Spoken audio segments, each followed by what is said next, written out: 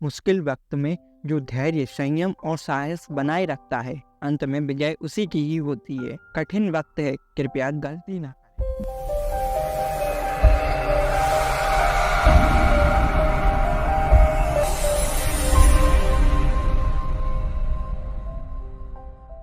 बहुत दिन पहले किसी गांव में एक नाई रहता था। वह बहुत आलसी था। सारा दिन वह आईने के सामने बैठा टूटे कंघे से बाल संवारते हुए गंवा देता।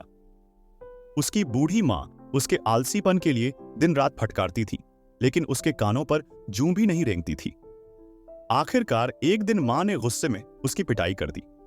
जवान बेटे ने खुद को बहुत अपमानित महसूस किया और घर छोड़कर चला गया। उसने कसम खाई कि जब तक कुछ धन जमा नहीं कर लेगा वह घर नहीं लौटेगा। चलते चलते वह जंगल पहुंचा। उसे कोई काम तो आता नहीं था, इसलिए अब वो भगवान को मनाने बैठ गया। अभी वह प्रार्थना के लिए बैठता, उससे पहले ही उसका एक ब्रह्म राक्षस से सामना हो गया।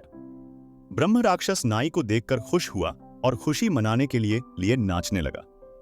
यह देख नाई के होश उड़ गए, पर अपने डर को जाहिर नहीं होने दिया।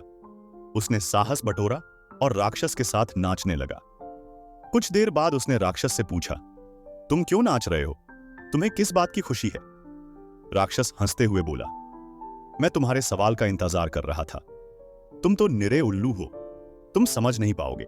मैं इसलिए नाच रहा हूं कि मुझे तुम्हारा नरम नरम मांस खाने को मिलेगा। वैसे तुम क्यों नाच रहे हो? नाई ने ठाका लगाते हुए कहा, मेरे पास इससे भी बढ़िया कारण है। हमारा राजकुमार सख्त बीमार है। चिकित्सकों ने उसे 101 ब्रह्म राक्षसों के हृदय का रक्त पीने का उपचार बताया है। महाराज ने मुनादी करवाई है, जो कोई यह दवा लाकर देगा उसे वे अपना आधा राज्य देंगे और राजकुमारी का विवाह भी उससे कर देंगे। मैंने 100 ब्रह्म राक्षस तो पकड़ लिए हैं, अब तुम भी मेरी गिरफ्त में हो। यह कहते हुए उसने जेब से छोटा आईना उसकी आंखों के सामने किया। आतंकित राक्षस ने आईने में अपनी शक्ल देखी। चांदनी रात में उसे अपना प्रतिबिंब साफ नजर आया। उसे लगा कि वह वाकई उसकी मुट्ठी में है। थर थर कांपते हुए उसने नाई से विनती की कि उसे छोड़ दे, पर नाई राजी नहीं हुआ। तब राक्षस ने उसे 7 रियासतों के खजाने के बराबर धन देने का लालच दिया। पर इस भेंट में नाई ने दिलचस्पी न लेने का नाटक करते हुए कहा, पर जिस धन का तुम वादा कर रहे हो वह है कहां, और इतनी रात में उस धन को और मुझे घर कौन पहुंचाएगा? राक्षस ने कहा, खजाना तुम्हारे पीछे वाले पेड़ के नीचे गड़ा है। पहले तुम इसे अपनी आंखों से देख लो, फिर मैं तुम्हें और इस खजाने को पलक झपकाते ही तुम्हारे घर पहुंचा दूंगा। राक्षसों की शक्तियां तुमसे क्या छुपी है? कहने के साथ ही उसने पेड़ को जड़ समेत उखाड़ दिया और हीरे मोतियों से भरे सोने के 7 कलश बाहर निकाले। खजाने की चमक से नाई की आंखें चौंधी आ गईं, पर अपनी भावनाओं को छुपाते हुए उसने रौब से उसे आदेश कि वह उसे और खजाने को उसके घर पहुंचा दे। राक्षस ने आदेश का पालन किया। राक्षस ने अपनी मुक्ति की याचना की, पर नाई उसकी सेवाओं से हाथ नहीं धोना चाहता था, इसलिए अगला काम फसल काटने का दे दिया।